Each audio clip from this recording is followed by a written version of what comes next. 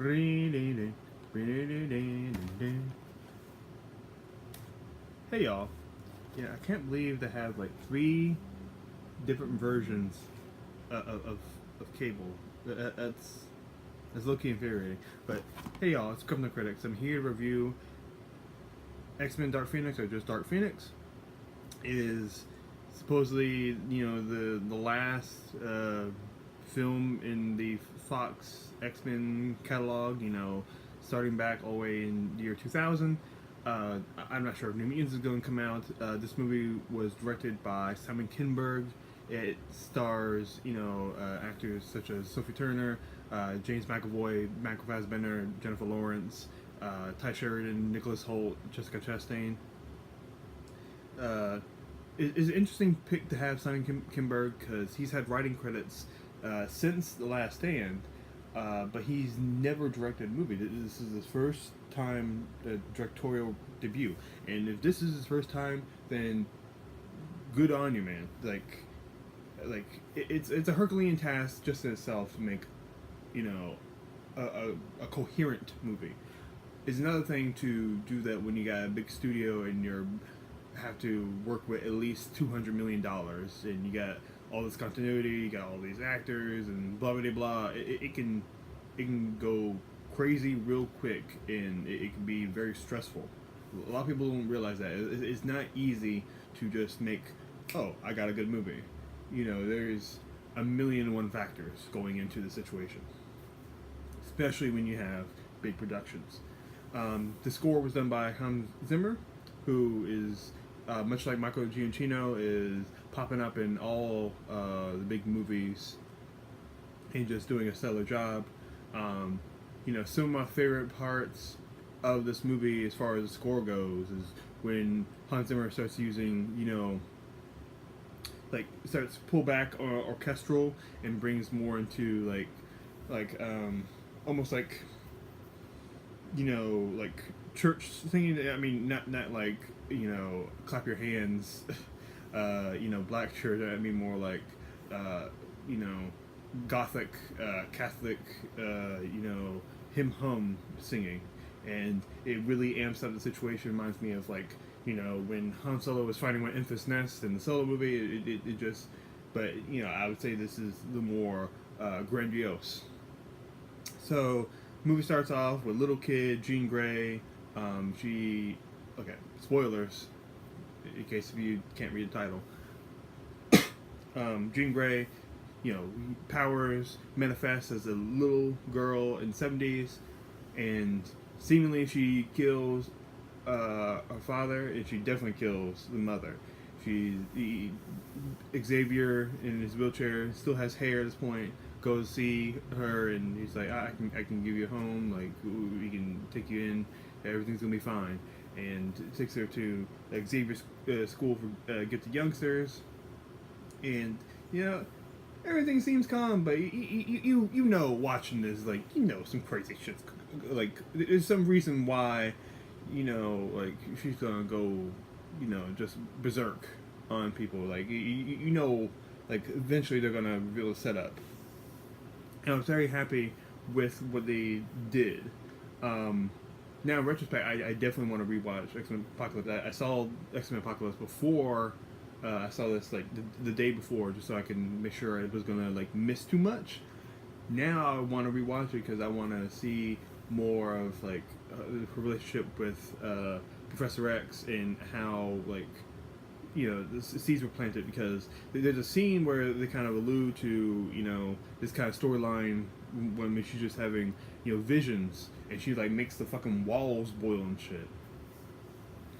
I think I already like it more when I rewatched it the night before, but I think I'm gonna like it even more for the connections it makes just overall story wise.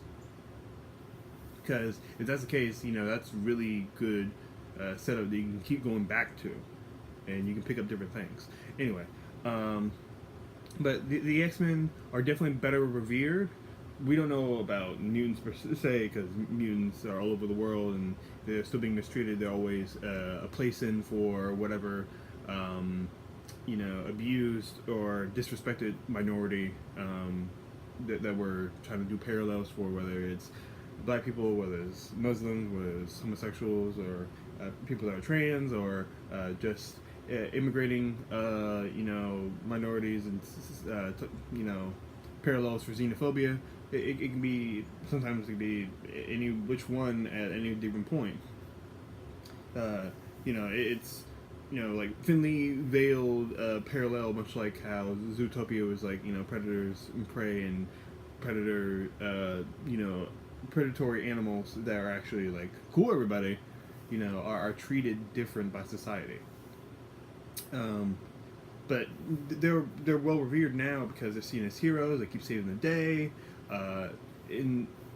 Shortly in this movie, they go to save some astronauts in space, but there's like this big solar flare. But we know, it's Phoenix Force, and when Nightcrawler's trying to bounce back and forth, and Jean's trying to hold the ship together, and Cyclops uses his beams to make the ship start spinning so much, just like calm it down a bit, because the momentum will just keep going because it's in a vacuum.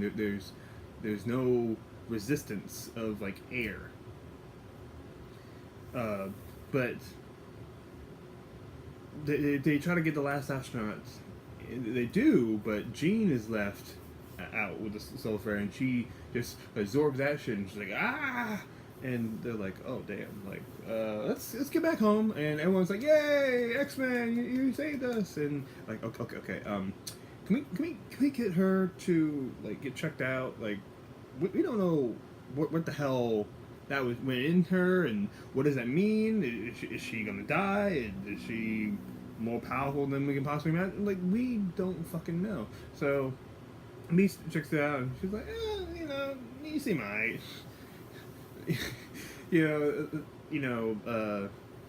Younger X-Men characters all go out, get a drink, and they're at like a campfire and shit, and they're just chilling. Storm makes ice and cups, and they have fucking a great cameo. They have Dazzler there. I'm just like, oh my god, you put Dazzler in this movie. I give you fucking props. Playing Dazzler, and she looks like Dazzler from back in the day. She was just like this disco era character that just like makes light emit and sings, and apparently like she's like super fucking powerful, because even Galactus like told characters like she might be a problem, like she might destroy you. She's like, okay, shit.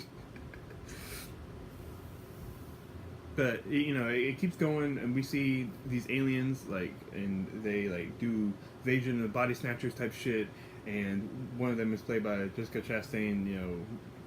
Originally she was just a human, now replaced by alien that takes the form of her, and she like they were just chilling. Dog was barking. They were having a nice dinner out on the fucking back porch and shit.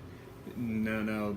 Organs got a twist, using the alien powers and shit. I'm just like, oh fuck. Alright, and apparently this is the Bari Rise, which has been established in the comics. I don't know if they are able to shapeshift, but they are the ones that Jean unintentionally genocides by taking the power of their son, leaving them to die. In this version, the Phoenix Force itself destroys the planet, and they are, escaping refugees to try to find a place to live. And they know that Phoenix Force may have destroyed the planet, but is also supposedly the thing that creates life in itself. And like, well, we can use that, and we can use it to our benefit, and maybe we can help other alien races, but we need to get that shit. I don't care who the fuck is in our way, we are taking that shit. This is prophetical. I'm just like, okay. I can't argue with your mission per se. Like, if humans are in the way, like, I mean, ultimately, I want to like help out humans and mutant kind because I'm sympathetic to them. But I can't say that they are wrong for trying to save the race, like, because supposedly they just all fucking die in this movie. So. Yeah, damn. I didn't really think about it like that. Anyway. But, Jean starts losing it more. She figures out that her father's still alive. We find out Professor X has been putting like mental blocks, not like like blocking and not like actual like square blocks, um, to make her forget about her pain, her regret, and knowing that her father doesn't want to be with her anymore because you know she's dangerous and killed his wife slash her mother. So she goes to see him, and you're just like, oh, this is supposed to be touching, but Dad's like, I don't want to hang out with you. And he's like, well, she's like, what? And like X-Men show up, is like, Jean, we need to get you some help. You know, she already like blew up a little bit and like knocked a bunch of mutant characters at Dazzler Party. And she's like, no, no. And you know her man is like trying to talk to her, you know, Cyclops, and she's like, no, I can't. This is too much on me. And she's like, this is all your fault, you know, Xavier. He's like, no, come on, like I did it to protect you, and he stops everything, you know, from when Quicksilver tried to run, and he's just knocked over. Now, this is kind of a pet peeve I have about the movie. I wish they would have shown him, like, in the hospital. Like, I'm not, you know, trying to give ill will to the character, but, you know, we see him this one time, like, running, then he's knocked over. I'm like, okay, maybe you could give him another scene? No, maybe when they go to New York? I guess not. I guess not. And then we see him just say, like, one thing to, like, a kid that's, like, running in the halls after everything's said and done, and I'm just like, come on, bro. Like, I'm not saying you have to give him, you know, big climatic scene like Time in the Bottle or Sweet Dreams. We don't necessarily need that because you're trying to establish more of a serious tone. I can understand that, but at least give us a reason other than he just fell over. Like, you know... But, you know, that's just a very quick aside. Maybe I cared less if, you know, I wasn't a fan of his character and the guy that does his performance because I think he's funny. And anyway, but Jean pushes the characters aside. She pushes Mystique to the side. And she just, like, stabs through fucking, like fencing. Now, I know some people would be just like, oh, that's lame. Like, how are you going to take it out like that? She's been caught by a laser, destroyed by aliens, you know, crushed by a moon.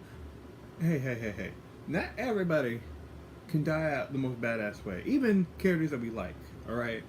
But do you realize how dangerous fucking lawn equipment is? I'm not being facetious here. I'm being fucking serious here. Now, initially they just had a reaction shot, and I'm like, is she okay? But everyone else was like, oh, I'm like, oh, okay. I guess she is dead. And then I see the blood. I'm like, oh, she is dead. I'm like, fuck. And, like, Jean leaves to have a funeral for Mystique. And, like, this whole sequence, like, they got me close to, like, shedding tears and, like, roll down my face. Like, you know, my eyes got watery, but it never got to exactly that point. And if you can give me that, and it's not, like, not just because, oh, it's a comic book character I like from the comics and he died, then you know, it's because of the setup and how you portrayed the character and you did enough good for me to care that much, then good on you. That is, you know, good movie. Now, they keep going. The Bari are killing people left and right. They kill Jean's dad and shit. She is manipulated by Jessica Chastain's character name. Okay, if you don't know, her character's name is Vuk. They say the name V-U-K is Vuk. You actually see it written, but it seems like every reviewer I've seen that has reviewed this movie, they just don't know the character's name. Like, okay, they say it once, okay? Apparently I'm the only one that caught it. But we continue. Jean, ends up killing police officers, and she goes to Genosha to see Magneto. Magneto's just like, "Who's that blood on you?" And she's like, and she doesn't want to say. She almost kills a bunch of soldiers coming out of a helicopter that come to Genosha. Genosha is like its own secluded island where mutants can live just normal lives. Pretty much just farmer-like. But it doesn't seem like a nice. It doesn't seem like a bad place per se. Um, Beast goes to see Magneto, and Beast had briefly just gone off on Professor X and said, "This is your fault that Mystique is dead," and I can't argue with that. And it was a very good scene where he just goes off on him. He goes to see Magneto, and he's like, "Magneto, we need your help. We need to kill Jean." And like, this is where like decisions become tough. Like, should you kill someone that can cause that much, destruction? Like, what do you do?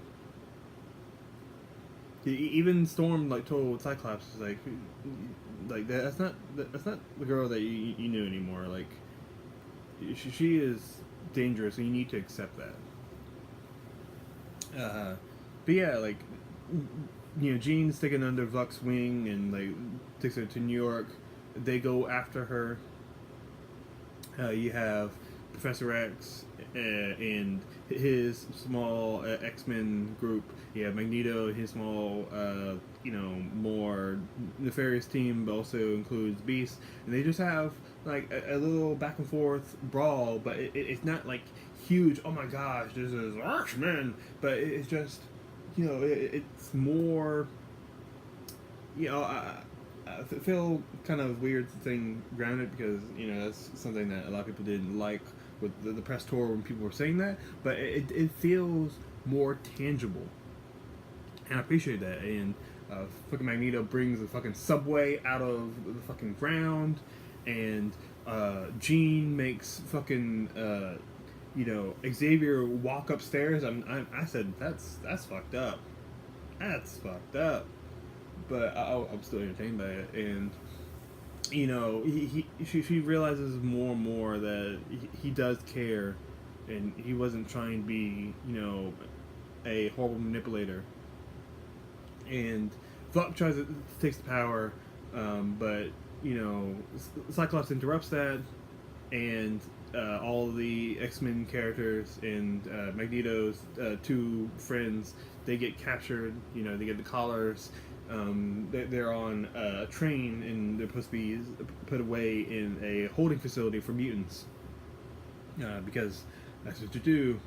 And it's very entertaining because the guys with guns that hold them, like the police force that holds them, have patches that say MCU. So I think that's a kind of a funny nod to Disney's eventual acquisition of Fox, but it actually stands for like mutant, probably concentration unit, something like that.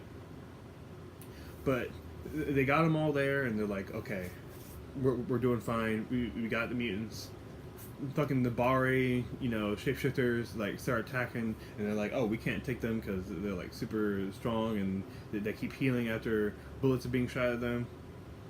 Eventually, all the X characters are freed, and they start whooping ass. Storm starts bringing down lightning.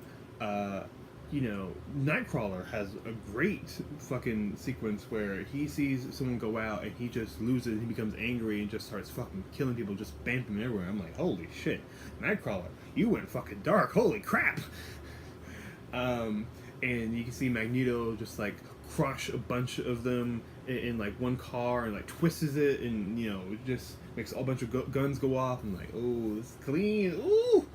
And Jane eventually wakes up after being like held down by vices and shit, and she starts going after Dabari after the fucking train crashes, and she starts killing these fucking Dabari aliens, just like boom, boom, boom. I'm like, okay, that's clean. I ain't gonna lie, that's pretty fucking clean.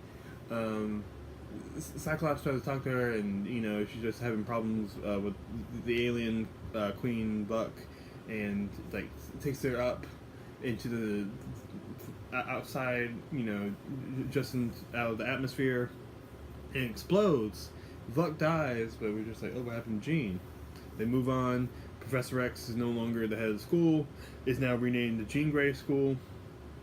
I'm pretty sure Beast is the head of it, and they all move on, and like Magneto and him almost play chess, and there's a coffee shop in Paris, and we see Jean Grey just fly off, in the distance. I'm like, okay, it's an interesting way to end it. I was expecting her to die, but I'm cool with this. So overall, there was so much I liked about this movie.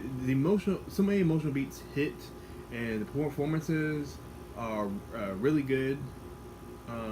I don't have a problem with Buck. I know a lot of people do. That's Jessica Chastain's character, in case you forgot. The train sequence I fucking love. I really like the scene in New York. So overall, I'm inclined to give this B plus, A minus. I feel like I need to watch it again to give determine it, but this is roughly same that I gave to X-Men Apocalypse. I think after rewatching it last the 2 days before, that I do appreciate that movie more. I appreciate a lot of the editing and saturation, coloring, and there's so much like technicality that I love. I think that they also had like a slightly better emotional punch, and part of it was because of how it was put together. Definitely more a professional product. This seems almost like a documentary is sometimes how it's shot. So tell me what y'all think. I really like this movie. Once again, I'm against the world, in my opinion. So tell me what you think. Mutant Proud. Thank y'all. I love y'all. As part of the Krypton Critic.